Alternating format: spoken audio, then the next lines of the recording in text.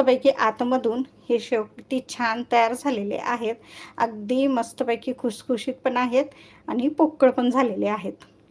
तर चला मी खाऊन बघते आणि तुम्हाला याची टेस्ट सांगते आणि तुम्हीसुद्धा नक्की करून बघा. अगदी एका वाटीमध्ये मस्तपैकी असे हे आपले शेव इथे तयार केलेले आहेत. मुद्दामूनच एक वाटी घेतलेली होती, कारण जास्त वेळ जर करत बसले तर तुम्हालासुद्धा कंटाळा येईल बघण्याचा. त्यासाठी मी अगदी थोड्या प्रमाणात हे तुम्हाला करून दाखवलेले आहेत.